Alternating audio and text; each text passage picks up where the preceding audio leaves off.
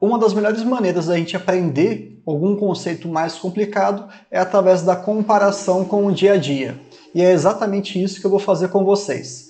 Vamos tirar algumas dúvidas em relação às units, como é que calcula isso, aonde você tira essas informações e no final das contas você vai tomar sua decisão em relação a qual classe você vai comprar. Aqui termina em 3, ordinária, aqui termina em 4, preferencial, ou aqui termina em 11, que geralmente é unit. Vamos lá então?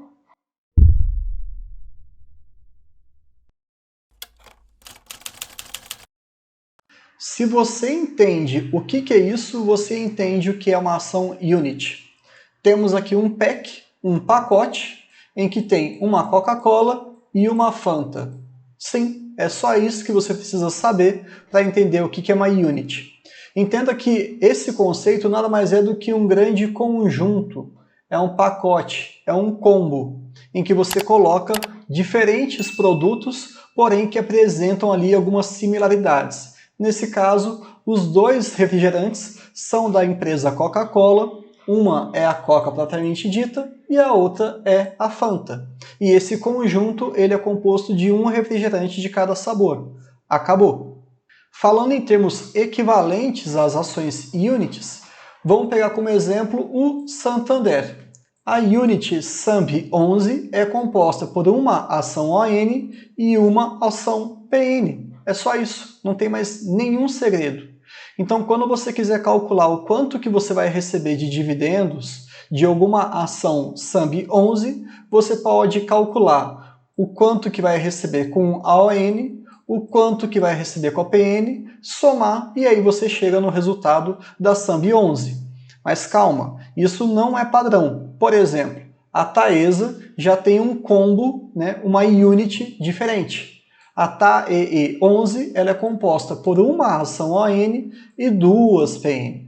Essa tabela você consegue consultar no site da B3 e cada uma das units tem a sua proporção, não necessariamente vai ser 1 para 1. Vamos continuar com esse exemplo para vocês entenderem de uma maneira mais prática. Troca o nome da Coca por SAMB3, troca o nome da Fanta por SAMB4 e você vai ter ali um pacote SAMB11. Agora, colocando em termos de valores, qual que é a importância para os seus investimentos, eu vou mostrar uma pequena tabela para que a gente entenda qual que a gente tem que escolher naquele momento da compra, já que no final das contas, os três produtos aqui, isoladamente ou o conjunto, todos eles são refrigerante. E é isso que você quer.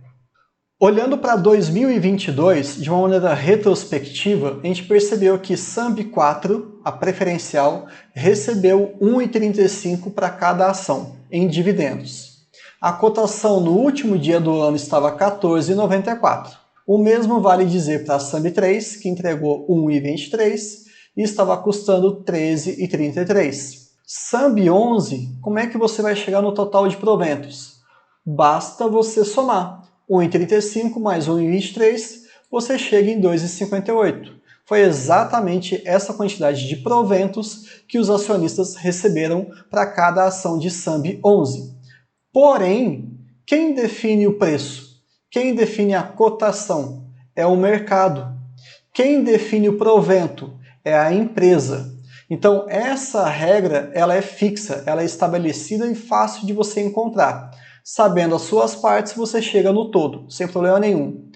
O problema é que a cotação ela vai oscilar ao longo do dia, ao longo do ano. E muitas vezes você pode ter alguma rentabilidade de SAMB4, ou SAMB3, ou SAMB11, que não fique obedecendo aquela matemática simples. É só somar os dois que vai dar o terceiro. Não, porque a cotação é algo que é involuntário, é o mercado que decide. Mas como é que a gente chega, por exemplo, na minha rentabilidade? E esse é um ponto importante, porque a gente sempre quer comprar uma rentabilidade maior. A gente quer investir o nosso dinheiro naquilo onde dá mais retorno em termos de dividendos.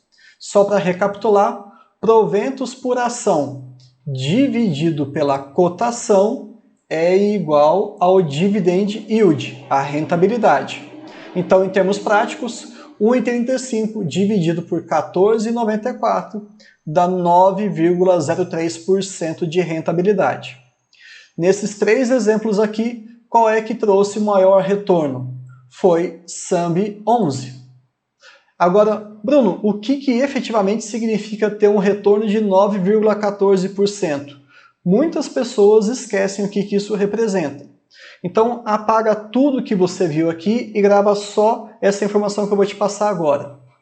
A cada R$100 que você investe comprando o SAMB 11, a empresa Santander te pagou R$ 9,14 em 2022. É só isso. 9,14% são R$ 9,14 para cada R$100 que você investiu. É simples, mas muitas pessoas estão confundindo isso e tendo dificuldade de calcular. Espero que tenha ficado um pouquinho mais claro agora. Agora, como é que eu vou saber qual ativo comprar? Porque ficar fazendo essa conta de dividend yield toda hora, já que a cotação muda e eu não tenho uma projeção em relação aos valores desses proventos de uma maneira muito clara, como é que eu vou resolver enquanto investidor? É nessa hora que você tem que usar uma ferramenta que te atenda. E sim, nesse exemplo nós vamos falar sobre o AGF+. É uma plataforma que tem N funções, entre elas te apresentar mastigado qual que é a ação mais barata naquele momento para você comprar. Isso é bem legal e bem intuitivo. Algumas pessoas acabam até utilizando sem entender aquele slide anterior, em que eu ensinei como é que você chega naqueles valores. No momento em que eu estou gravando esse vídeo, perceba que o mais rentável é SAMB 3, porque está ocupando a 27ª posição, e o menos rentável, pelo menos em relação aos dois, é o SAMB 4. Ele está aqui com uma rentabilidade abaixo, portanto o ranking dele está ali em 30º, 27º e 30º. Se você se deparasse com essa situação, qual que você compraria? Sabendo que você já conhece o Santander, você já entende do negócio, como eles ganham dinheiro, como é que eles estão expostos aos riscos do país e do mundo, você só vai ter que bater o olho ali e falar, opa, é a SAMB 3 que está mais barata. Você vai lá e compra, porque ele está dando um retorno, um dividend yield superior, 7,06 contra 6,93. Só que isso é regra? Não necessariamente. Eu vou pegar aqui um exemplo para vocês em que Taesa 11 está mais bem ranqueada do que Taesa 4.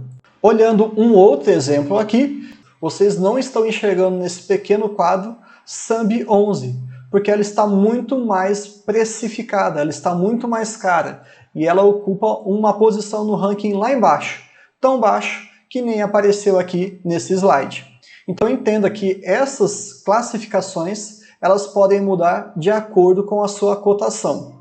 Mas, em alguns momentos, em algumas empresas, a Unity pode estar mais barata do que as suas preferenciais e ordinárias. Como é o caso aqui de Taesa 11. Ela está em 11º lugar no ranking, Taesa 3 em 12º e Taesa 4 em 13º. Nesse caso, a mais barata tem sido a Taesa 11 com a maior rentabilidade frente aos seus pares. Então tomem muito cuidado com esse tipo de ativo. Unity é apenas um conjunto. O provento que ela recebe é o somatório das suas partes. A sua cotação depende do mercado, o que ele quiser precificar.